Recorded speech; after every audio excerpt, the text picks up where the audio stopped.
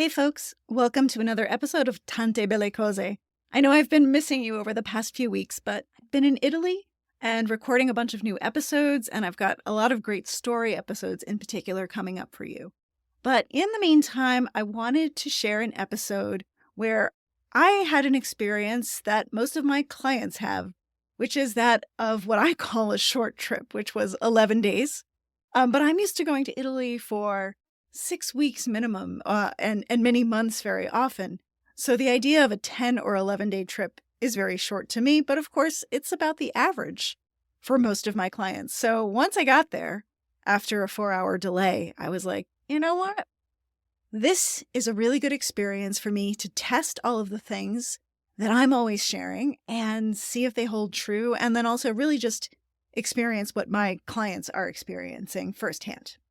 So the first thing to talk about is jet lag.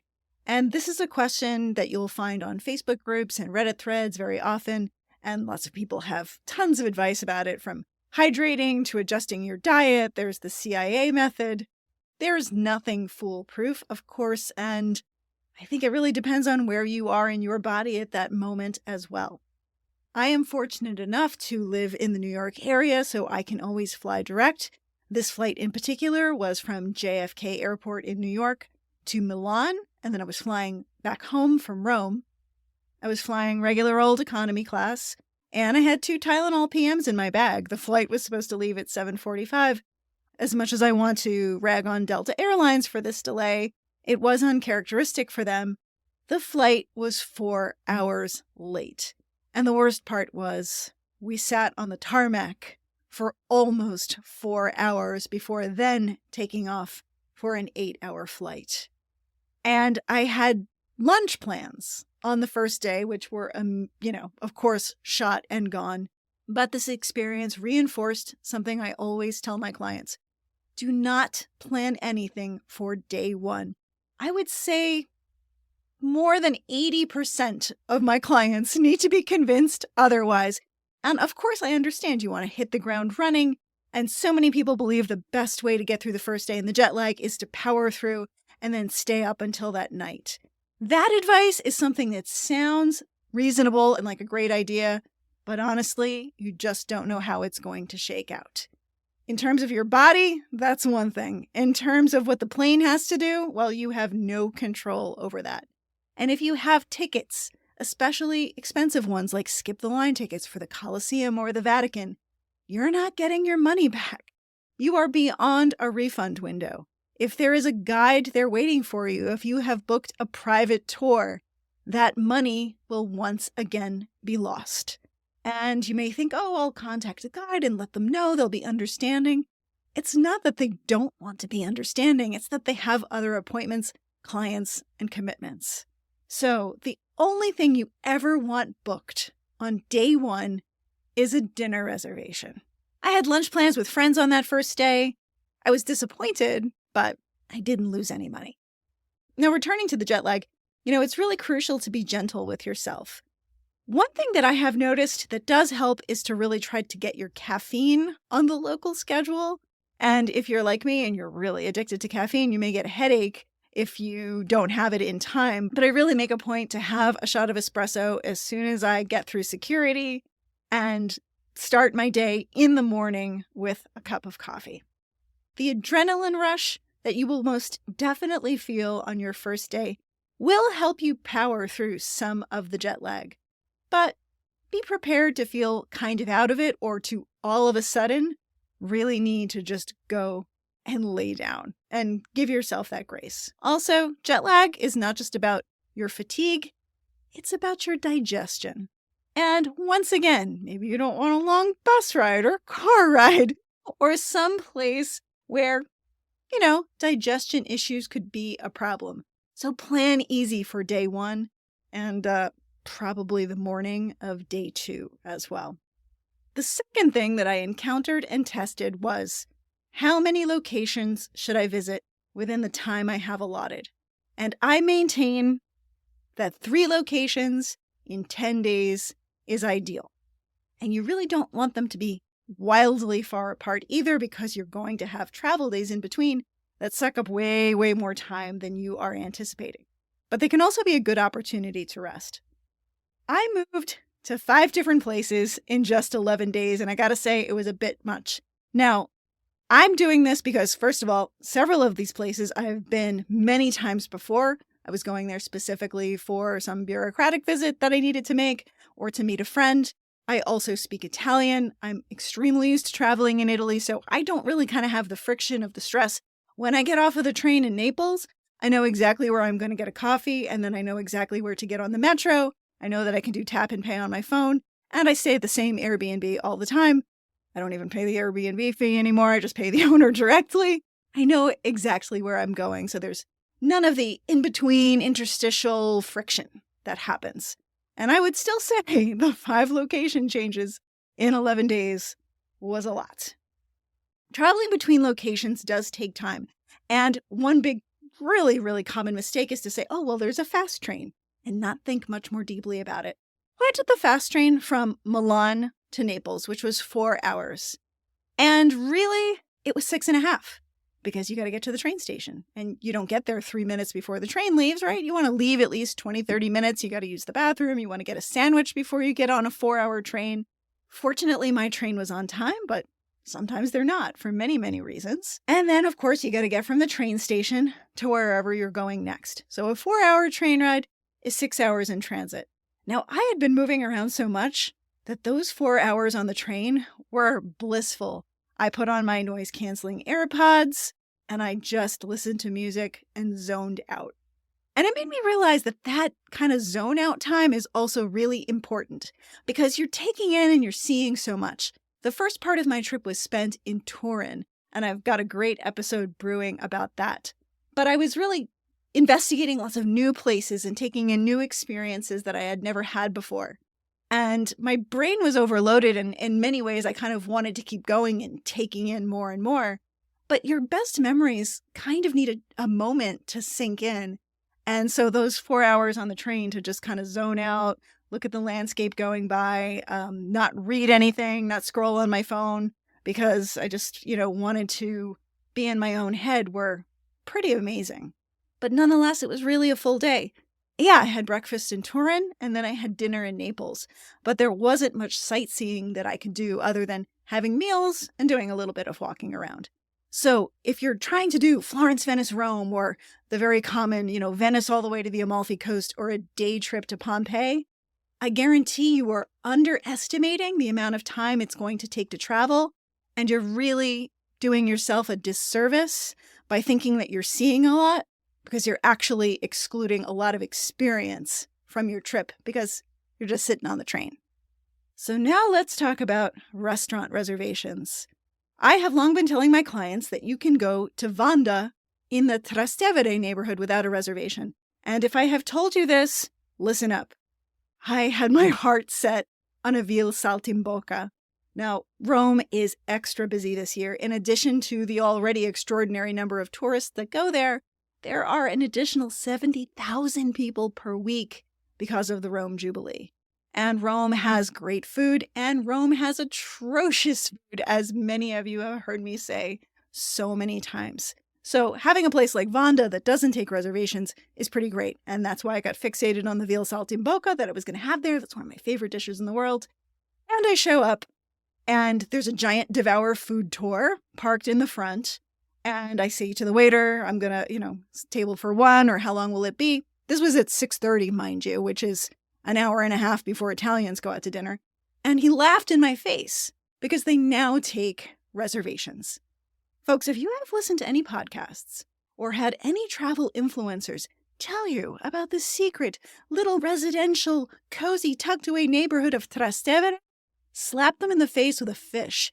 Man, oh man, is the word out. The place was mobbed with tourists. And, I was definitely a little salty that, when I spoke to the waiter in excellent Italian, he looked at me like a criminal, like, you really think you could eat here without a reservation? Now, I was talking with another colleague of mine who went to a restaurant in Rome that I highly recommend on a normal basis, as does she. And she said it was terrible. The pasta was actually raw inside, was not cooked. And this is to say that Rome is really burning and churning through tourists. And this is March. So Rome is really, really busy this year. Now, I'm not saying you're going to eat poorly in Rome, but I'm saying you've got to have reservations. And when in doubt, go to the Roscioli Forno. You can always get an excellent porchetta sandwich. You can always get some great pizza. Just to go, it's not a restaurant. There's the Roscioli Salumeria and other restaurants, but the Forno, the oven specifically, is something that you can always rely on. That's where I ended up after the Saltimbocca didn't work out. But also, you're not going to have the best food of your trip in Florence or Rome. If you want to eat really well, or should I say, if you are very serious about Italian food culture, you have to get out of the big cities. The food in Florence, Venice, and Rome is far from the best food. In fact, I would even say there are restaurants outside of Italy, in New York in particular, where you can find better Italian food. Getting out to small towns, getting out to unlikely places, getting to places that don't look picture postcard perfect are where you're going to find the best meals. And a classic example, I had to go out to the countryside of Irpinia, which is east of Naples, for some bureaucratic stuff related to my citizenship. And Angela Bocella of the Bocella Vineyard came with me, along with Sarah Pompey from the Authentic Irpinia, and then Angela cooked us lunch. And this is an experience that you can have with a wine tasting and a home-cooked lunch in the cantina. She made this pasta called macaronara, which has this amazing texture. Sarah compared it to the texture of udon noodles.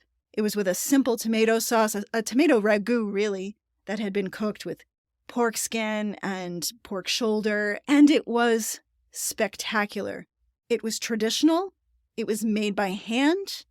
It told a story of the land and that place. It was an expression of this family and their traditions, and it was really inexpensive and completely without pretension. So if you are serious about Italian food culture, you must get out of the cities. Now, if you do want to go to a city and just don't want to have all of your meals planned ahead of time, I will encourage you to go to Turin, or Torino in Italian.